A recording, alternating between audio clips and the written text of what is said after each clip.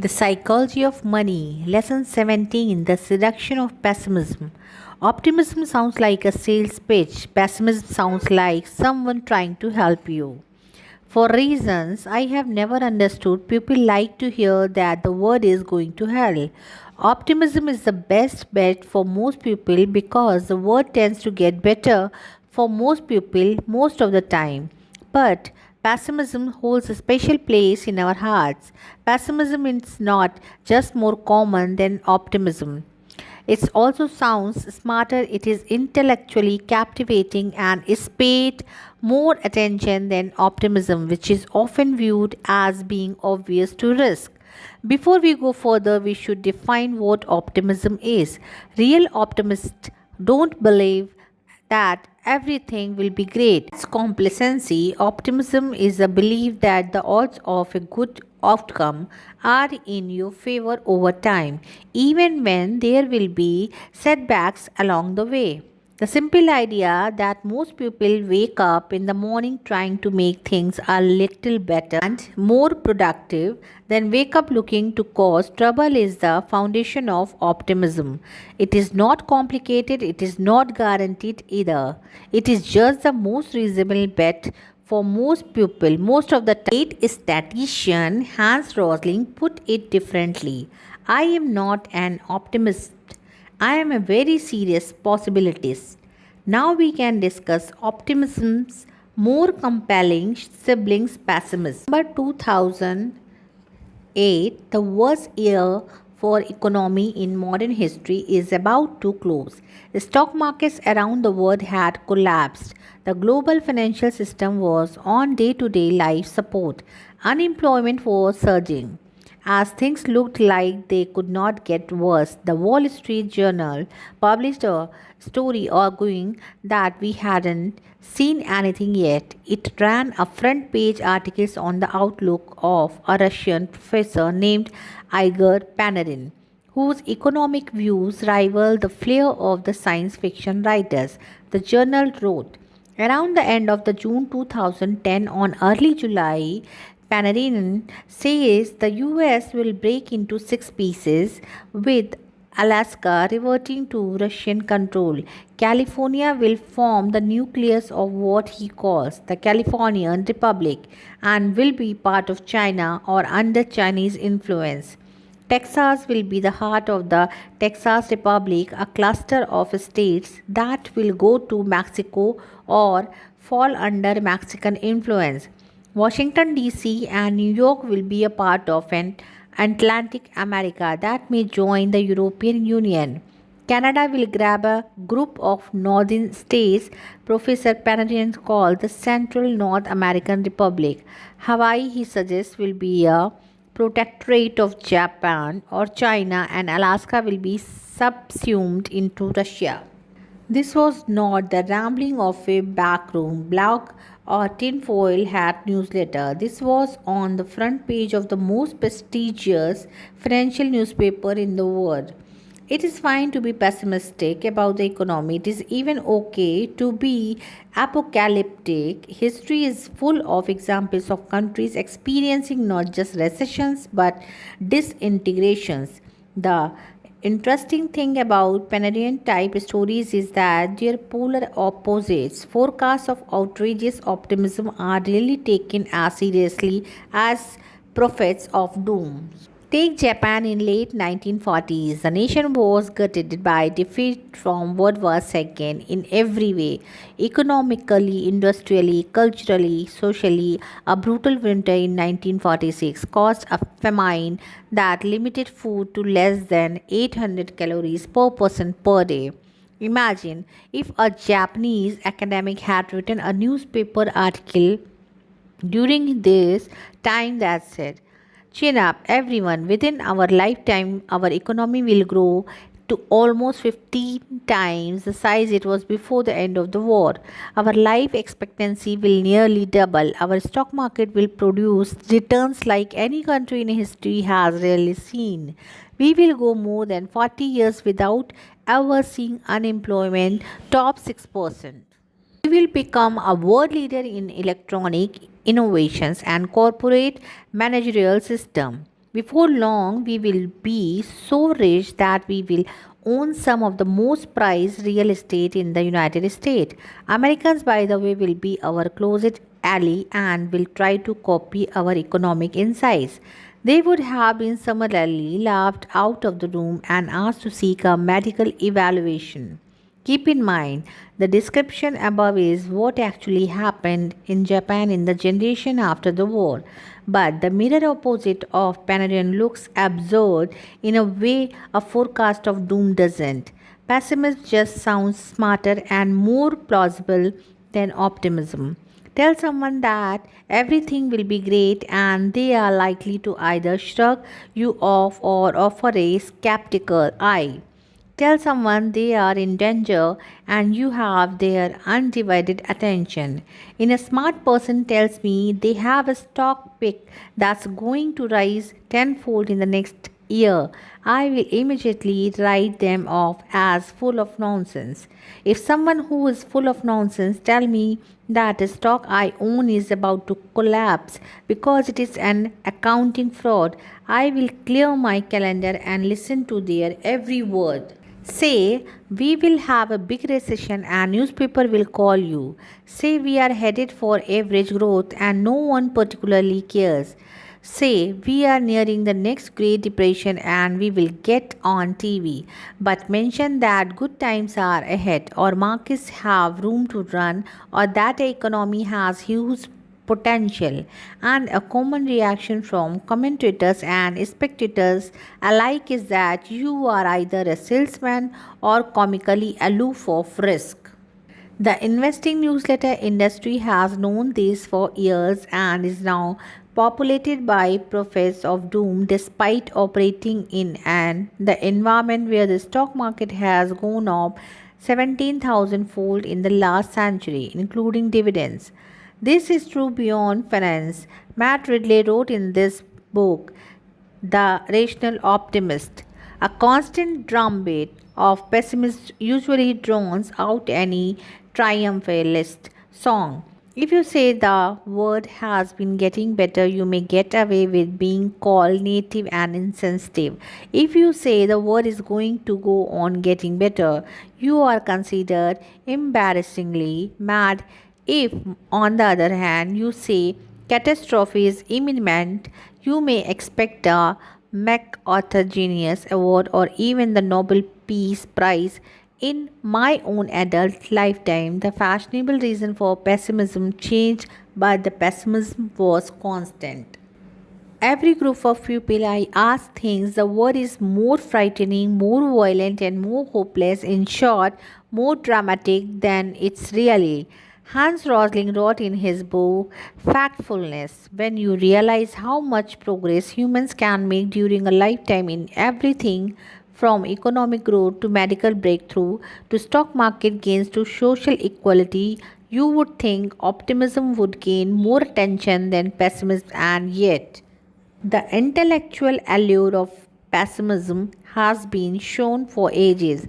John Stuart Mill wrote in the 1840s, I have observed that not the man who hopes when others despair, but the man who despairs when others hope is admired by a large class of persons as a sage. The question is why and how does it impact how we think about money?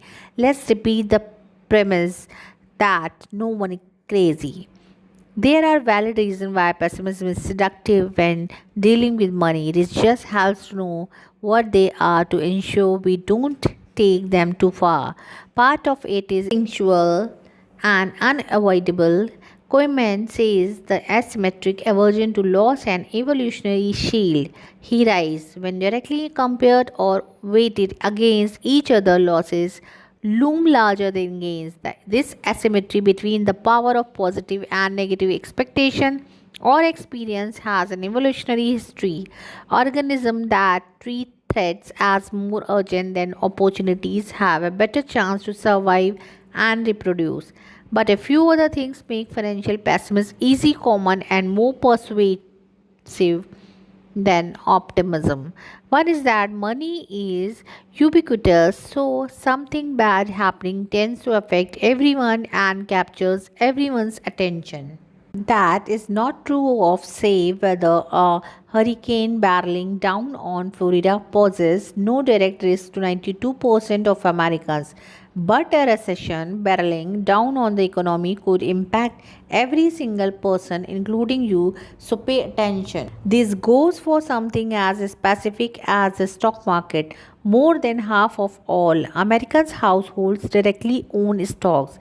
Even among those that don't, the stock market's gyrations are promoted so heavily in the media that the Dow Jones Industrial Average might be the stockless household's most watched economic barometer.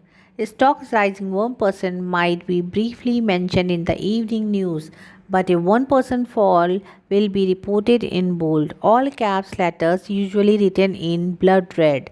The asymmetry is hard to avoid. And while few questions to try to explain why the market went up, isn't it supposed to go up?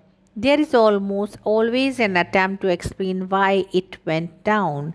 Are investors worried about economic growth? Did the Fed screw things up again? Are politicians making bad decisions? Is there another shoe to drop? Narrative about what a decline occurred may them easier to talk about, worry about, and frame a story around what you think will happen next. Usually, more of the same. Even if you don't own stocks, those kind of things will grab your attention. Only 2.5% of Americans owned stocks on the eve of the Great Crash of 1929 that sparked the Great Depression. But the majority of Americans, if not the world, watched in amazement as the market collapsed, wondering what it signaled about their own fate. This was true whether you were a lawyer or a farmer or a car mechanic. Historian Eric Ridgway writes.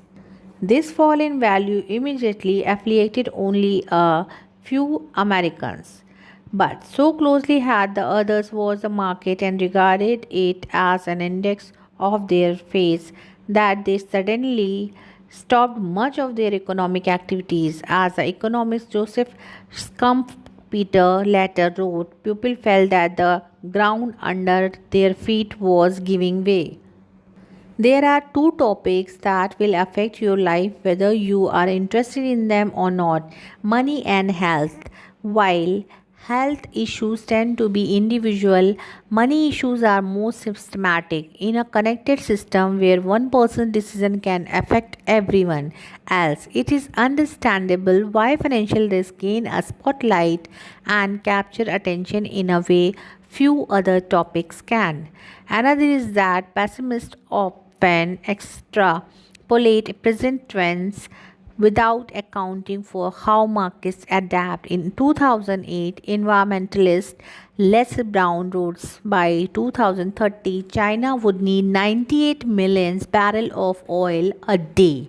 The world is currently producing 85 million barrels a day and may never produce much more than that. There go the world's oil reserves. He's right, the world would run out of oil in that scenario.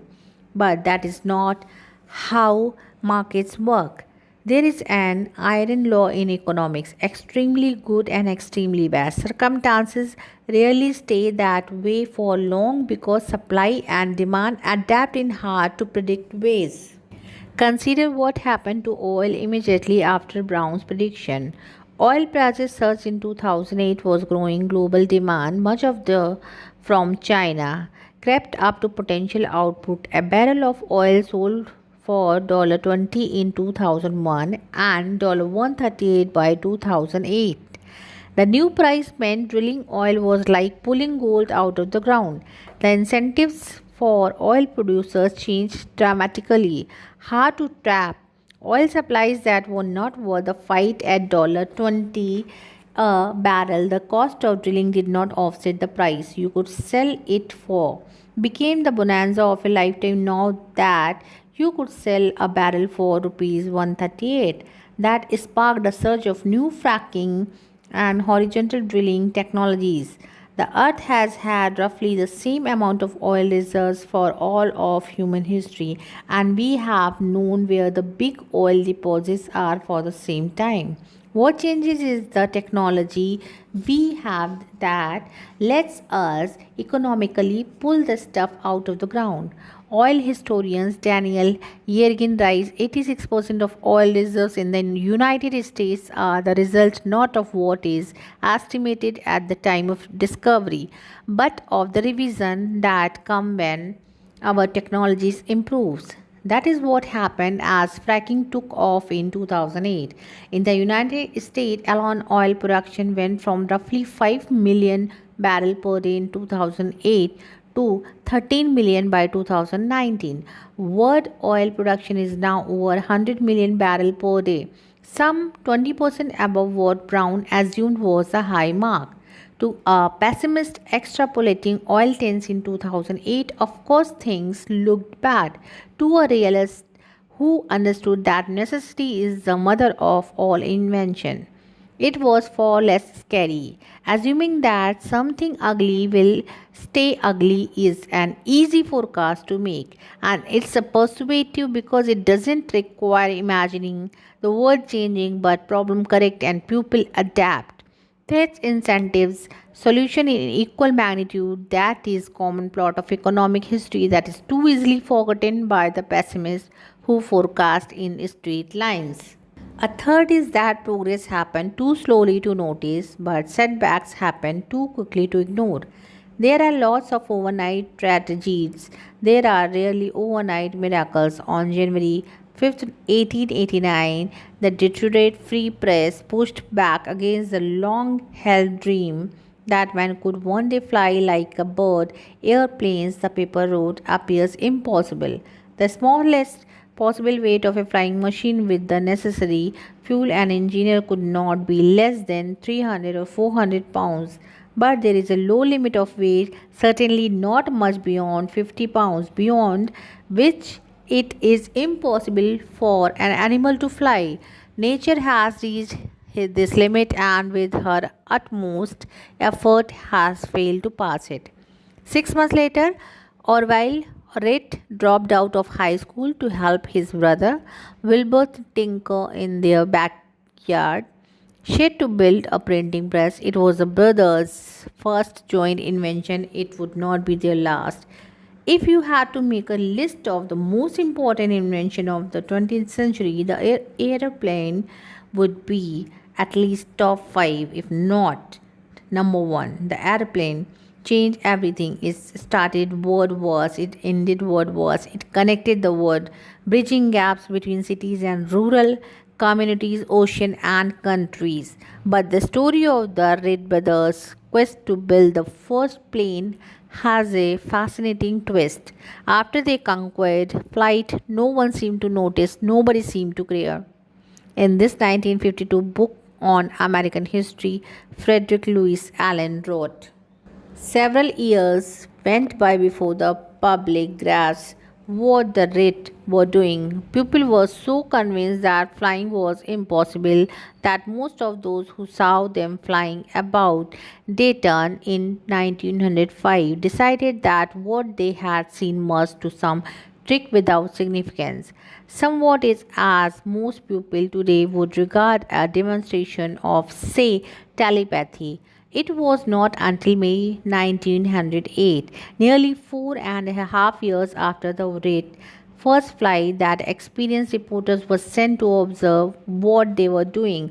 Experienced editors gave full credence to these reporters' excited dispatches, and the world at last woke up to the fact that human flight had been successfully accomplished. Even after people caught on to the plane's wonder, they underestimated it for years. First, it was seen mainly as a military weapon, then a rich person's toy, then perhaps used to transport a few people.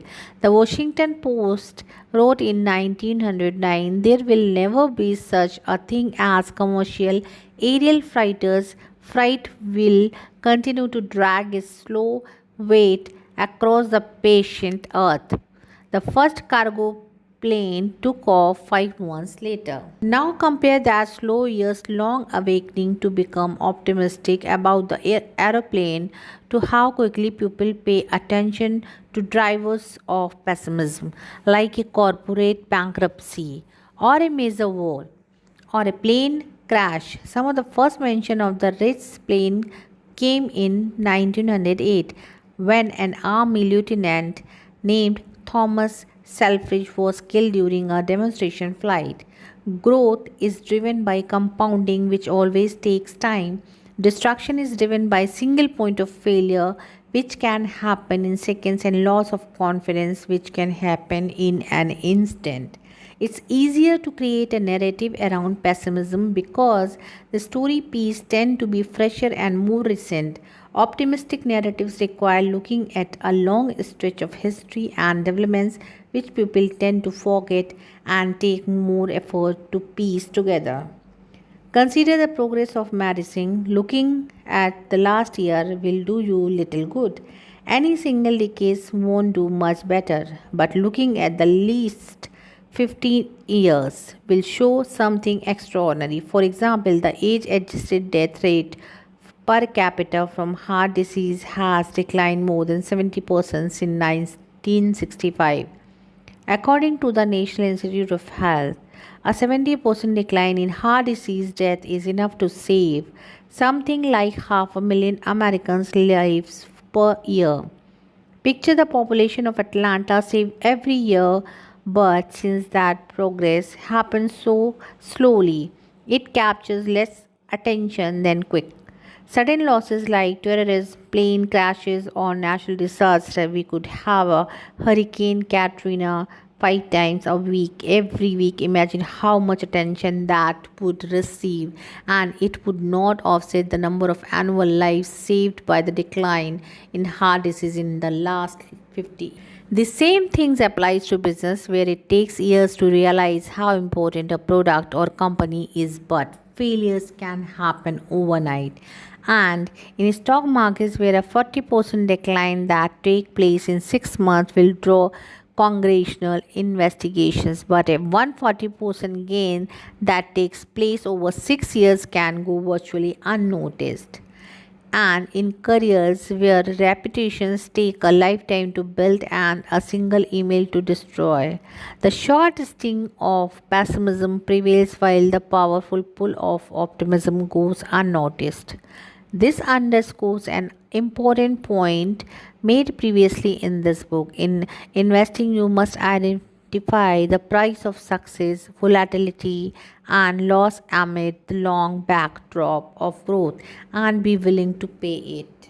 In 2004, the New York Times interviewed Stephen Hawking, the scientist whose incurable motor neuron disease left him paralyzed and unable to talk at age 21. Through his computer, Hawkins told the interviewer how excited he was to sell books to lay pupils. Are you always this cheerful?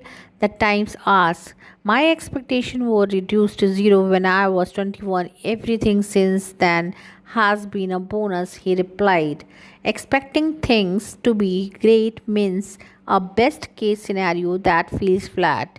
Pessimism reduces expectations, narrowing the gap between possible outcomes and outcomes you feel great about. Maybe that is why it's so seductive. Expecting things to be bad is the best way to be pleasantly surprised when they are not, which ironically is something to be optimistic about. Now, a short story about stories.